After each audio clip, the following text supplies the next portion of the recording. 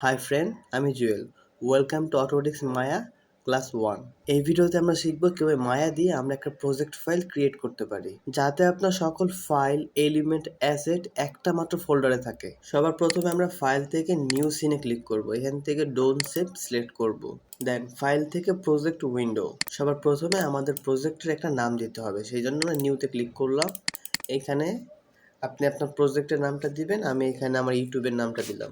আর এইখানে হচ্ছে লোকেশনটা। তো আমি দেখি কোথায় সেভ করা যায়। ডেস্কটপ,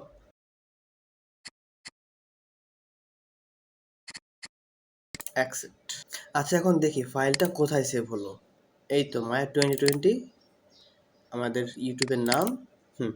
এই যে ফোল্ডারটা দেখছেন, এই ফোল্ডারের ভিতরে আপনার সকল কাজ আছে। মায়াতে কাজের জন্য যত অ্যাসেটের প্রয়োজন হয় সব করার জন্য আলাদা আলাদা ফাইল তৈরি হয়ে গেছে। যেমন আপনি যদি কোনো অ্যাসেট ইউজ করেন, তার জন্য অ্যাসেট ফাইল। আপনি যদি কোনো কিছু ক্যাশ করতে চান, cache file, movie, scene, etc. তো আমরা মায়াতে ফিরে যাই। এখান থেকে আমরা একটা কিছু আনি, দেন আমরা এটা সেভ করি। Save scene.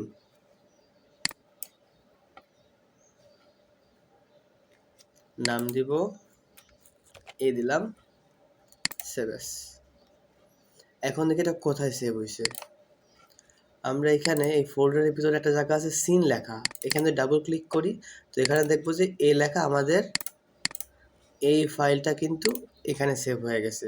তো আমরা এই প্রজেক্টের ভিতরে যতগুলো কাজ করব, যতগুলো সেভ দেব, প্রতিটাই কিন্তু এখানে চলে আসবে।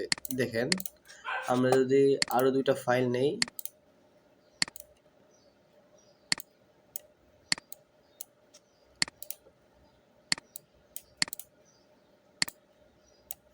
আমরা যদি এটা এখন সেভ অ্যাজ করি, নাম পাল্টাই দিই, বি দিই, সেভ।